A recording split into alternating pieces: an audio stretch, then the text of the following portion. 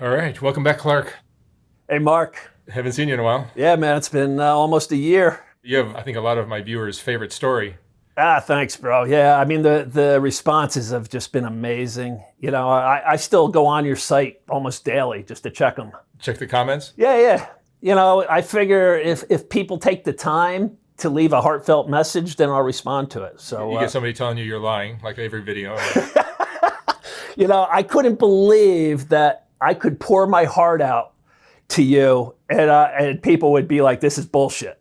I was like, It's every single video on my channel. I'm like, so I respond back to people. I'm like, what part of my story don't you believe? I mean, you can Google my story; it's there. And then they don't respond back to me when I ask them that. Yeah, no, they disappear quickly. Yeah. One thing that irritated a few people was I was wearing chains in that first interview. You're wearing chains now. And I'm wearing chains now, so I want the people with sensory issues to see that I'm taking my chains off. You're trying to be considerate. So I don't want them to. I didn't hear anything, but I think if you're listening on headphones or whatever. Yeah, and like it wasn't a lot of people, but a few people tweaked out. So let's Very considerate of you. take my chains off. I don't know where this clasp is. Oh, and we're wasting valuable. It was probably the big one that was the problem. All right. There you go. So there you go, everybody. No more chains for the interview. Excellent. So what has been going on in your life since you... Well,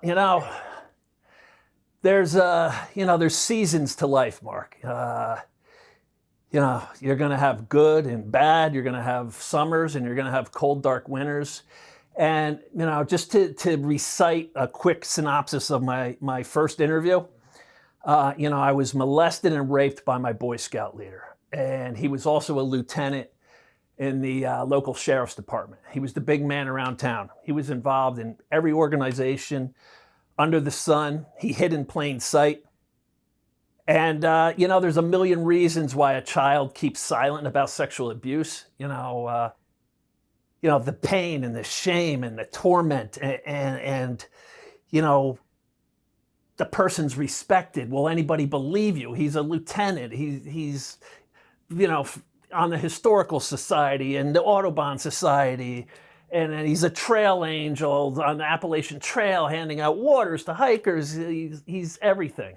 And he's a lieutenant in the sheriff's department. And you just don't want to relive that pain. One out of 10 children that are sexually abused speak up. The other 9 of us keep quiet. Really? And I kept quiet. Yeah, that's the stats.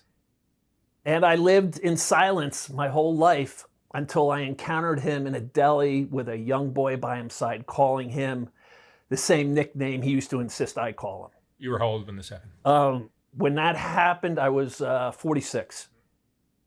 And he raped me at 12. As I detailed in the first episode, my life went down one dead-end street after another. And after encountering him, it opened up all my wounds. I spiraled out of control, doing heroin, cocaine around the clock, pain pills, Xanax, bottles of vodka, you name it, any drug I could get. One drug alone wasn't enough to squash the pain that got ripped open. And one night I went to his house to confront him, and we got into a bloody fight. And at the end of it, he lay dead. I was charged with first-degree murder. I was facing life in prison. I did 5 years. And in that 5 years, I turned my life around. And I'm going to go into that. But I ended your segment with all the positive things that were happening. I became an advocate in New Jersey, and I changed, myself and the other advocates changed the statute of limitations law. I did a documentary with NBC. I was on the Tamron Hall daytime talk show. I signed a multi-episode documentary with a producer, and I had just gotten a book deal with Simon & Schuster. And then I closed it out with, and on top of all that, I finally reached back out to my college sweetheart who wanted to get married after we graduated. And because of all that crap I had inside of me, I couldn't commit to her, and I walked away, and it haunted me for 30 years. I reached out to her and we got back together.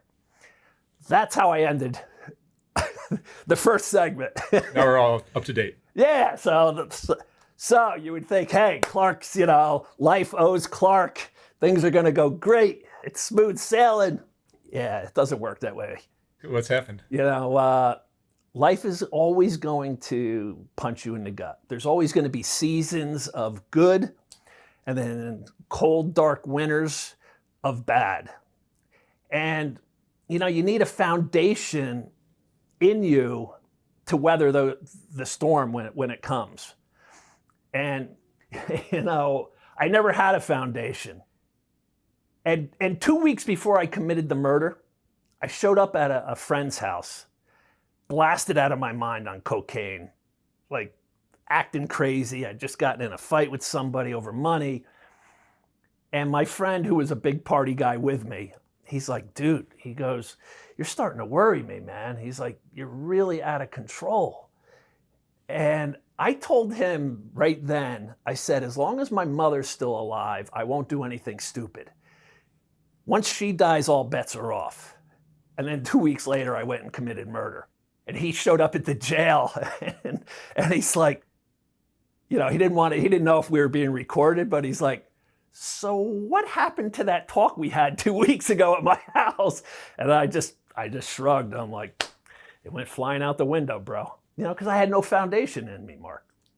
And, I was always in a pursuit of pleasure, to push that pain down. I was a pleasure seeker. So, when I got locked up, I decided to take my life in a new direction. And I got new habits and I worked out strong. And I start my day off getting win after win after win. I get up early. That's win number one. I pray and give thanks before my feet hit the ground. Win number two. I meditate every morning again. Win number three. I read inspirational stuff either out of the Bible or other books. Win number four. I make videos in the morning. Win number five. I eat healthy. Win number six. So before I start my day, before I leave the house, I got 6, 7 wins under my belt. And that's what you got to do, to take your life in a new direction. And, I got healthy habits. I'm sober. I just celebrated 11 years sober last month. So I had this good foundation. And back in December, I did something to my shoulder working out, and I had to lower my weights. I was doing almost no weight at all, and it was still killing me. So I had to stop lifting. And exercise, it's a key for my therapy. I need to work out. So I wasn't working out. My mental state wasn't the greatest. And in February, I came home and I found my brother dead on our kitchen floor. My older brother, who I worked with in the tire automotive industry for 16 years. What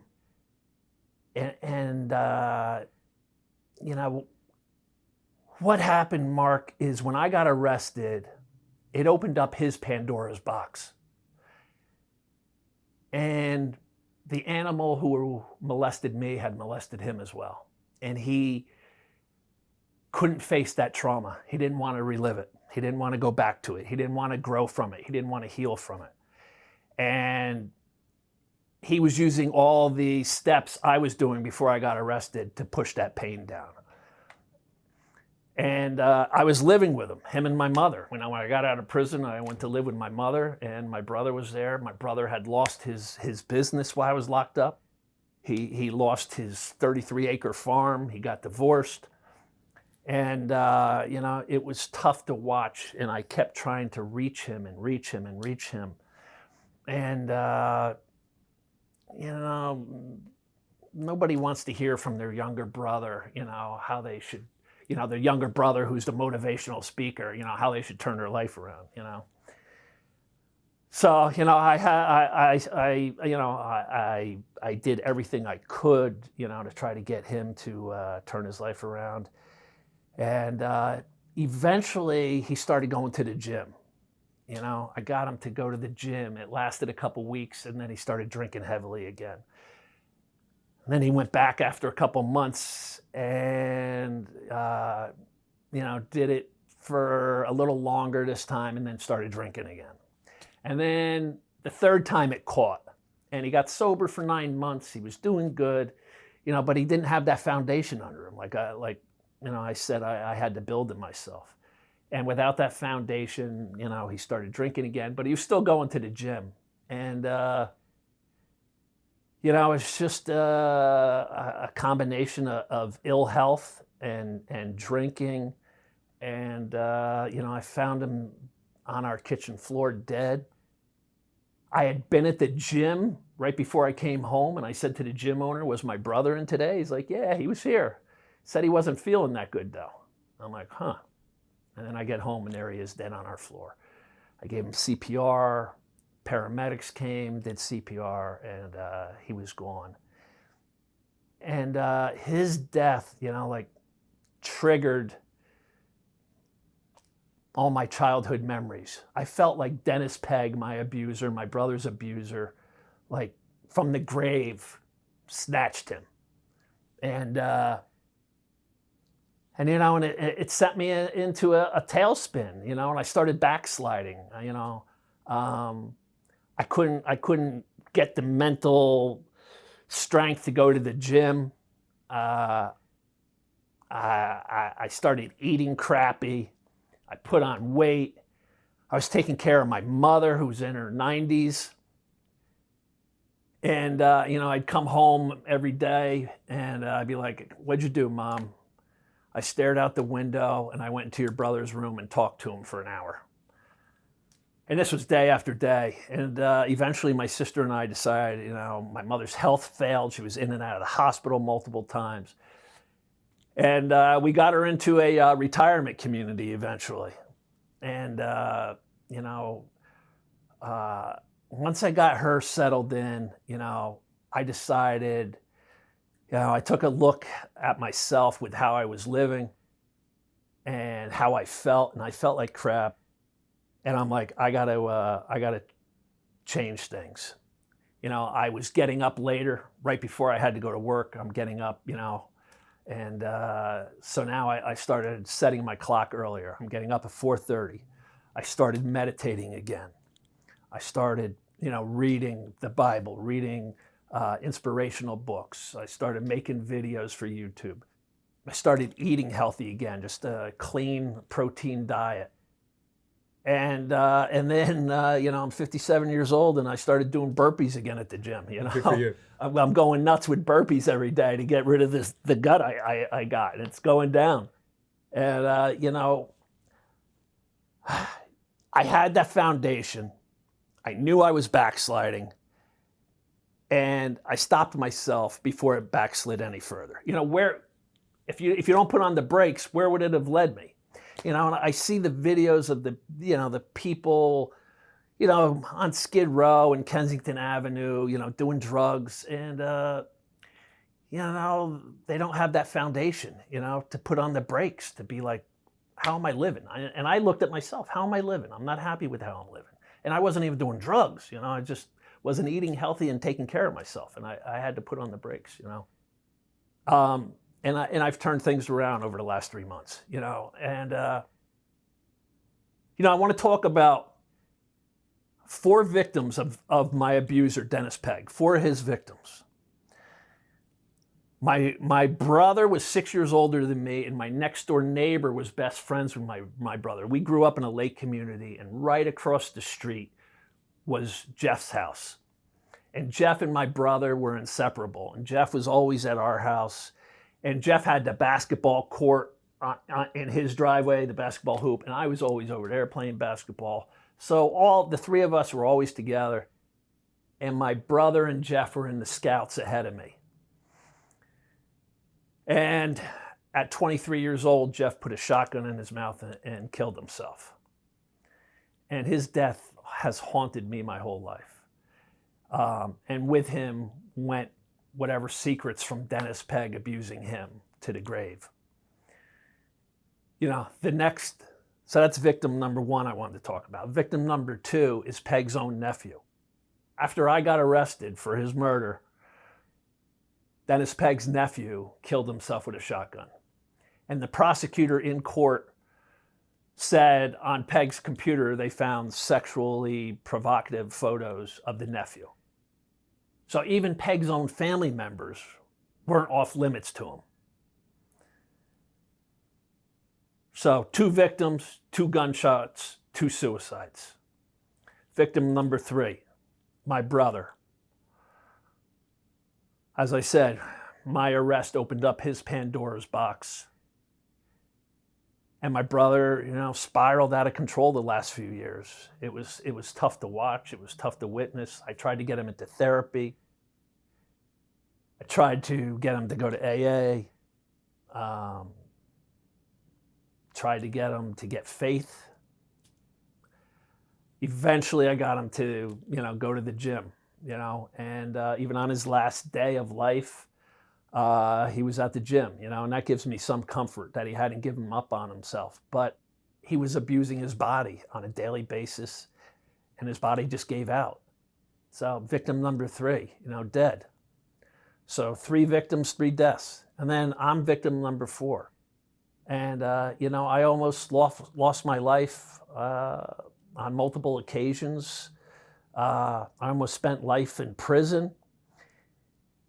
And I have a friend's wife who works in law enforcement who sat in on,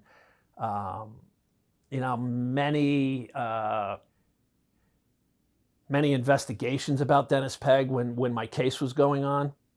And she told me after I got out of prison, that they estimate his victim count is well over 100. He was a serial pedophile, and he destroyed a lot of lives. So I just want to say, life doesn't owe you anything. You would think, all right, Clark's been through so much, life's going to be smooth sailing. It doesn't work that way. And you have to have a good foundation to weather the storms. So I can't stress enough to people, start getting wins to start your day off. Get healthy habits, self-improvement, eat healthy, get faith,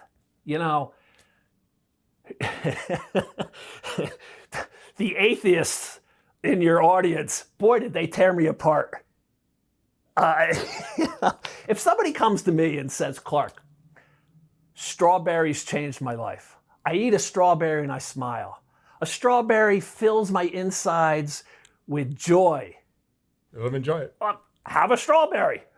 I'm not going to sit there and say, you fool. Do you think that little red berry's changing your life? You're a fool.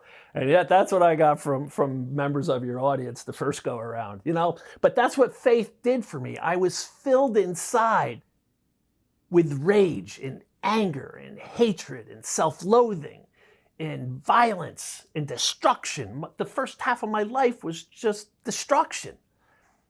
And victims of sexual abuse, not only do they hate themselves because they blame themselves for the abuse, but then they live a self-destructive life, and that just heaps more self-hatred on top of self-hatred. And so I'm filled with this self-loathing and self-hatred. And I needed to let love and light back into my being. And faith did that. I'm not talking religion. I'm talking faith in a higher power. And, I became a born-again Christian, yes. So my faith is in Jesus. And that changed my life, And if strawberries change your life, have at it, brother. That's, but man, I got tore apart, by the non-believers, And that's what, that's when I make a post or something and I talk about faith. Faith to me equals love. And I needed to let love back into my heart and into my being. And faith did that. So, get wins to start your day, get new habits, get self-improvement, get faith, eat healthy, and get sober.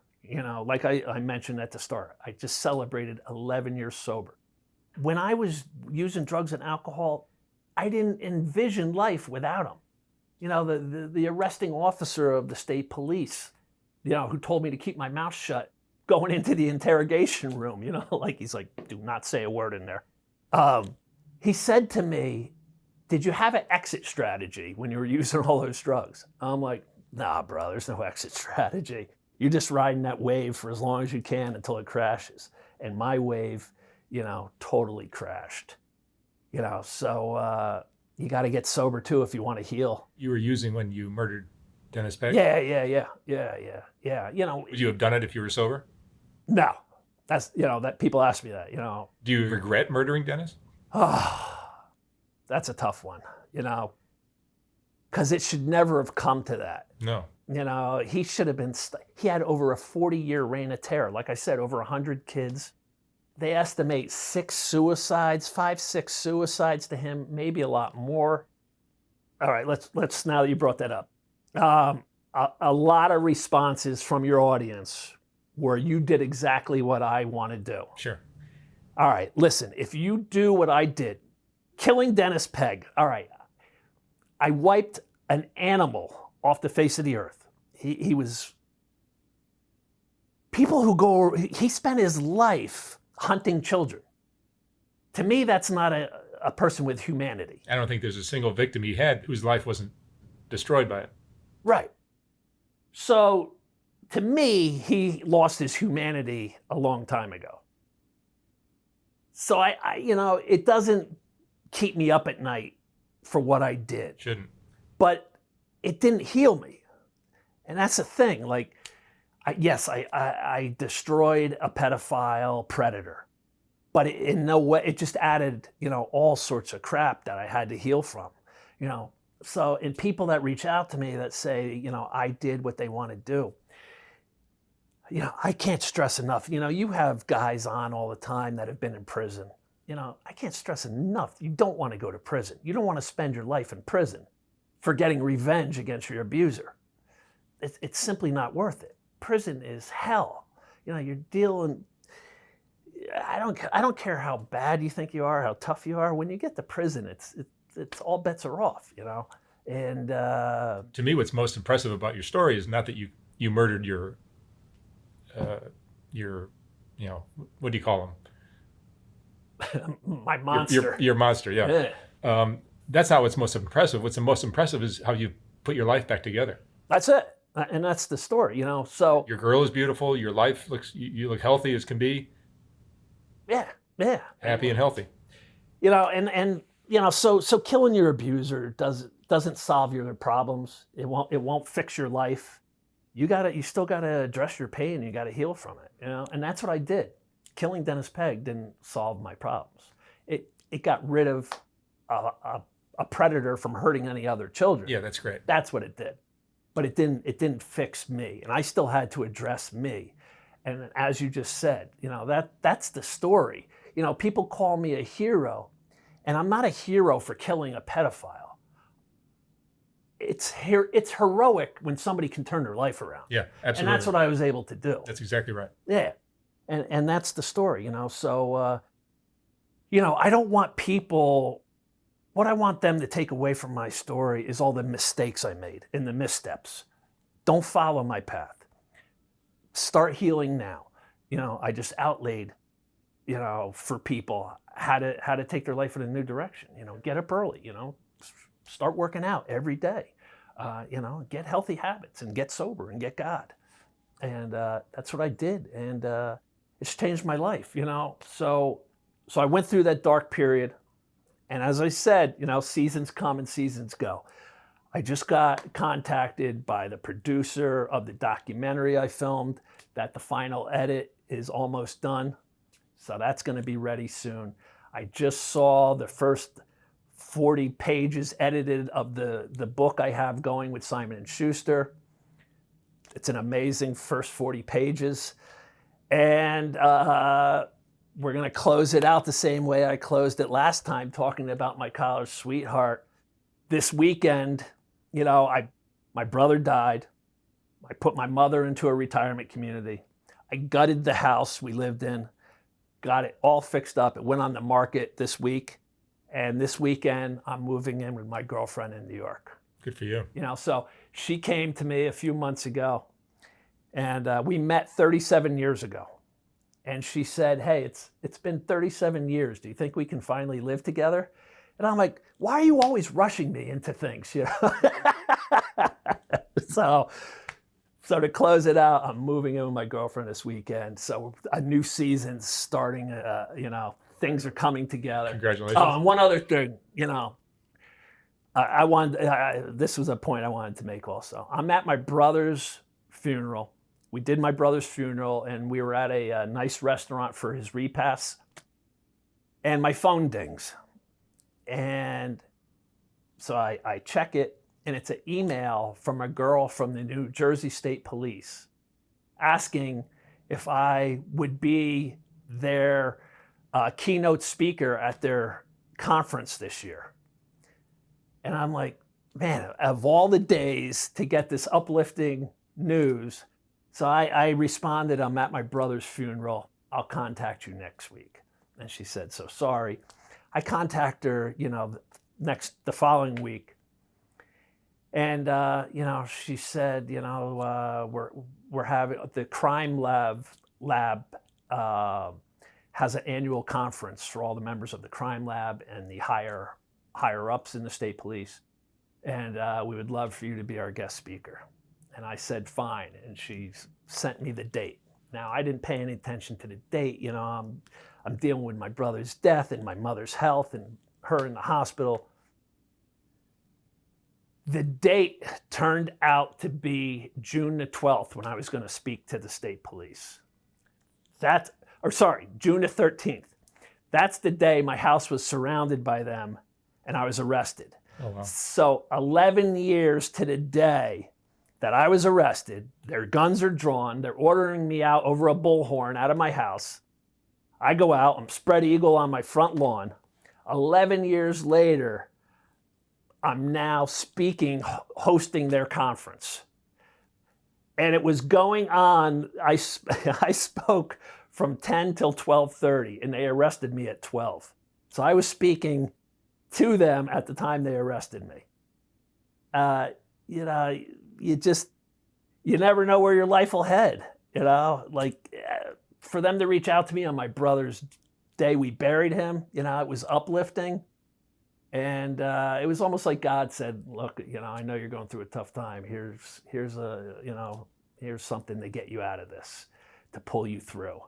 And then to speak to them, 11 years to the day was simply amazing, so. Your life has so many ironic twists. Yeah, I never envisioned that happening. So people who are struggling, people who are depressed and suicidal and addicted and in prison. I was in prison, facing life in prison for murder. And then I'm hosting the state police conference. It's crazy, man. So just hang in there, people. You never know where life is going to take you. It's not going to happen overnight, but it's going to happen. Great message. Thanks, Mark. Glad to be back, bro. Yeah, Peace. Yeah. Thank you, Clark.